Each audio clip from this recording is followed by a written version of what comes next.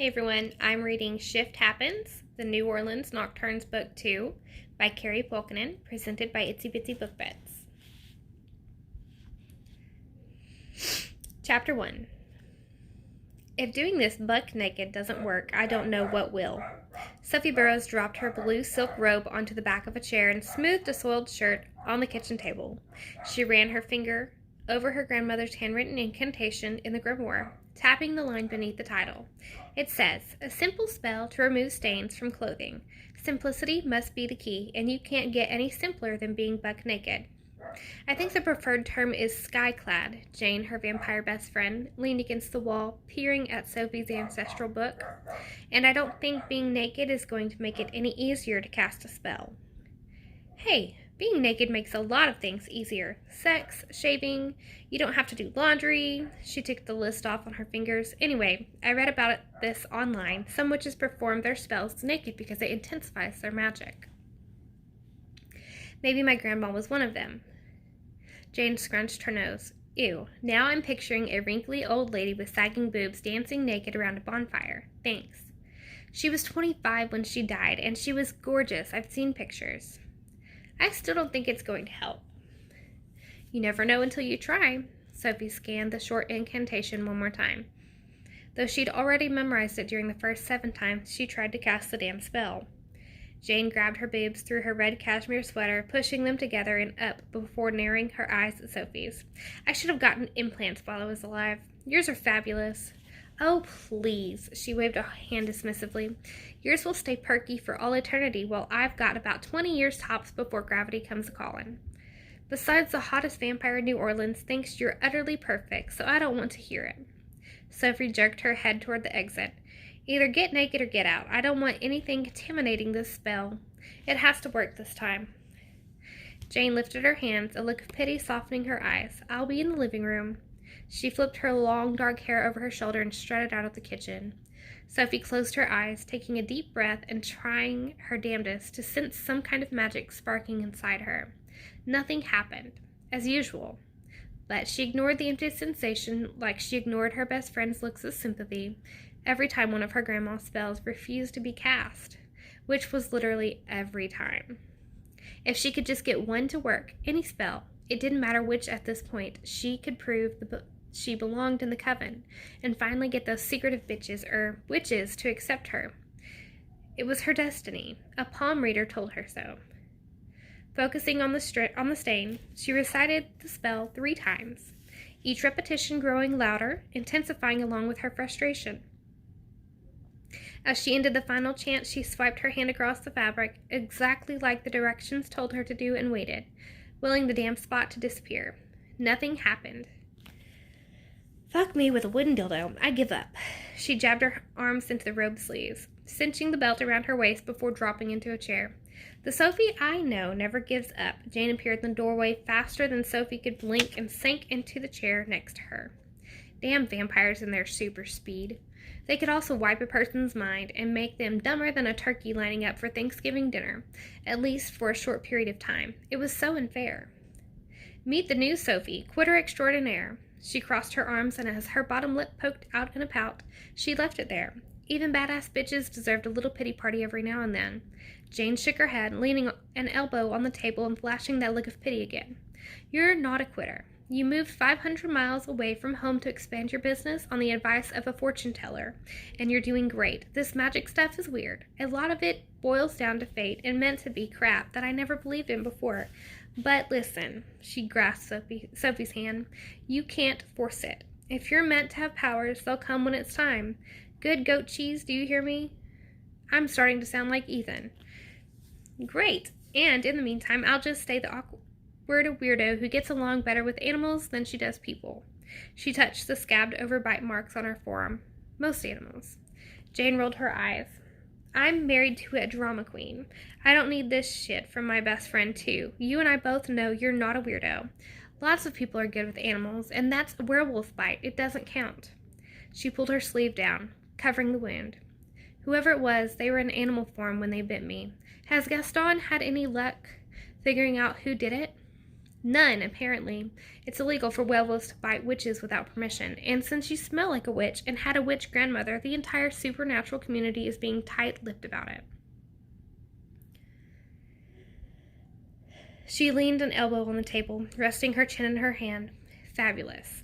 The one time they acted like Sophie was actually a witch, she didn't want them to. How's it healing? Do you need me to lick it again? It's fine, Sophie laughed. Vampire spit had healing properties, but she would never get used to hearing Jane talk about this stuff like it was the most normal thing in the world. My best friend just offered to lick my wounds. Maybe I'm not the weirdo in this pair after all. You're definitely not. Sophie sighed and flipped the grimoire shut. The leather spine creaked as the cover closed over the 1,000-plus pages of secrets Sophie apparently wasn't meant to be privy to. I think I've found a witch who might be willing to help me. She lives upstairs and runs a coffee shop on the first floor. Are you sure she's a witch? Have you asked her? Not yet. She's kind of my last hope, so I'm giving it time, getting to know her before I start bombarding her with questions. Jane nodded, tapping a finger to her temple. Smart. I just can't believe I did this, you know? Did what? She toyed with the belt on her robe. Moved here on the advice of a psychic. Jane patted her hand. You also moved here to be with your BFF. I know, but I got so caught up in the apparent magic of the situation I couldn't see it for what it really was. A coincidence. You've always been a believer, and that psychic did come highly recommended. I read the reviews after you saw her. Sophie had seen a palm reader on a whim one night when she was out with a few of her employees. After a flourish of ringing bells and chatting in a language Sophie didn't understand, the psychic told her that her business would prosper in New Orleans.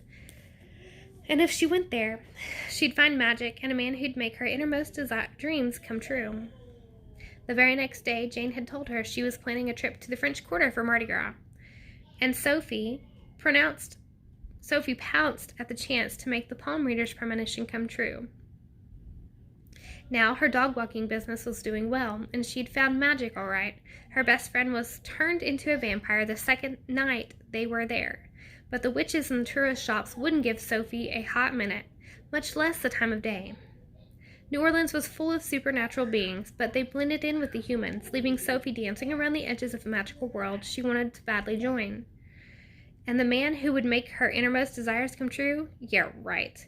Aside from the hunk she'd encountered briefly and quickly lost at the party last night, she hadn't met a single man remotely capable of making her orgasm, much less making her dreams come true.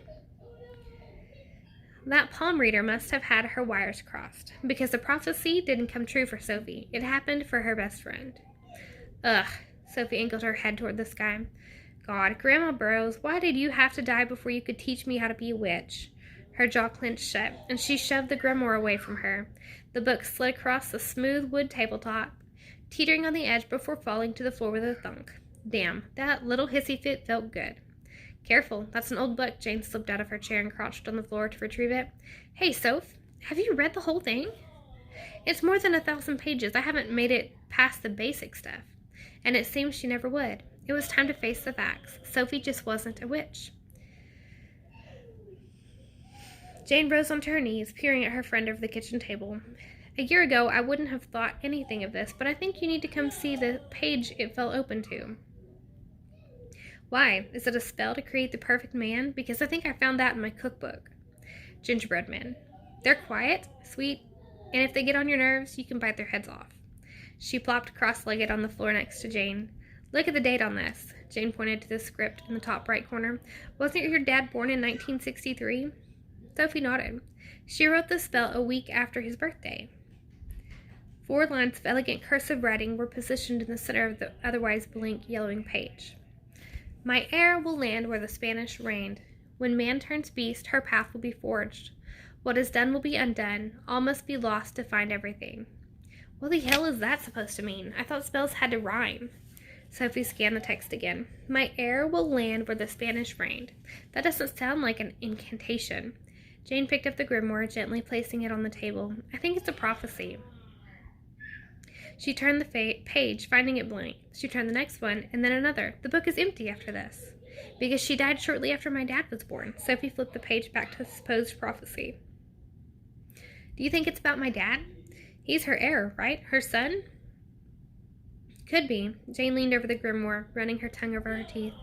Oh, hun, your fangs are out. Sophie wiggled a finger at Jane's fully extended canines. Do you need to go?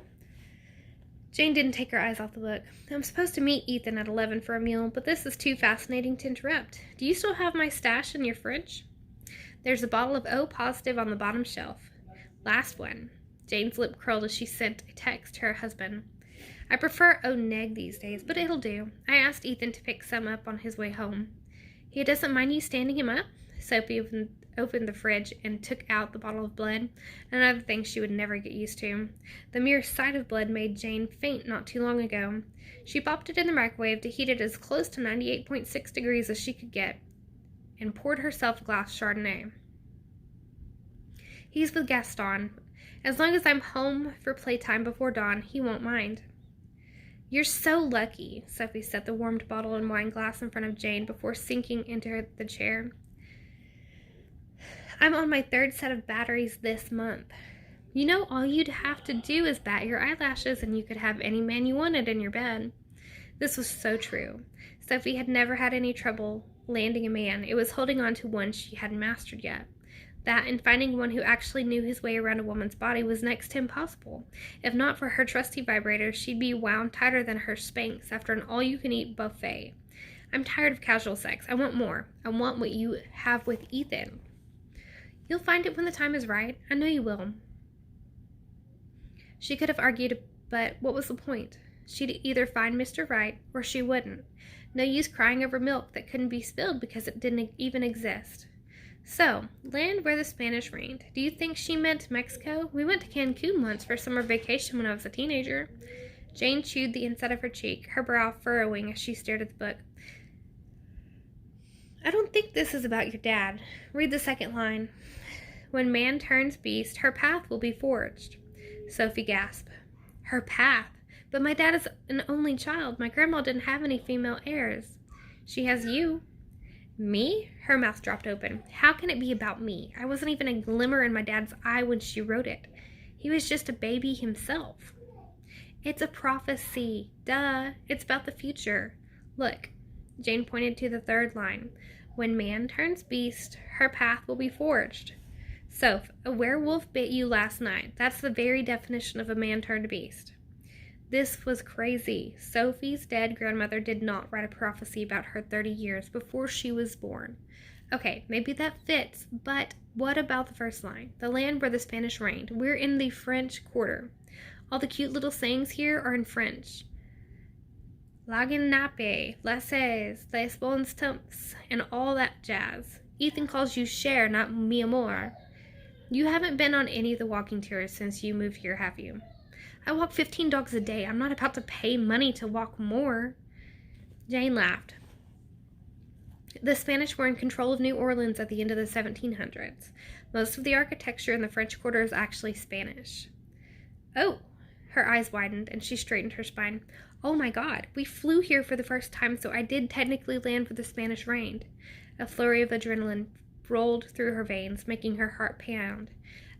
A man did turn into a beast, and then the sucker bit me. But what's my path? She clutched Jane's shoulders, her voice coming out in a whisper. What's my path, Jane? I don't know. Maybe you're really going to turn into a werewolf. Gaston, their 300-year-old vampire friend, informed Sophie there was a 99% chance the bite would heal, and Sophie could get on with her life. But since her ancestor was a witch, she might have had a little dormant magic inside her that could activate the werewolf mutation and make her sprout fur at the next full moon. Wouldn't that be her luck? She wanted to sleep with a werewolf, not become one herself. I obviously don't have any magic, or I'd be able to get one of these spells to work. Read the next line. Jane pointed to the book. What's done will be undone. What do you think that means? It'll be undone. The bite will heal and I won't turn into a werewolf. That had to be what it meant. Sophie was intent on becoming a witch, not a werewolf. She loved animals more than she loved people, but hair only belonged on her head and between her legs. She refused to sprout fur. It wasn't ladylike. Jane poured the blood into the glass and swirled it like a fine wine. That sounds feasible. It makes sense if you don't think about it. Or if you think about it. It does, definitely. So all that's left is the last line. All must be lost to find everything. Jane took a swig of O positive and grimaced. That doesn't sound promising. Okay, but everything else has been vague. I mean, when man becomes beast, if we'd read this a year ago, that wouldn't have made a lick of sense either. None of it would have. Maybe I'm going to lose my purse, and when someone returns it, I'll buy a lottery ticket because I'll be feeling so lucky. Then I'll win. Thanks.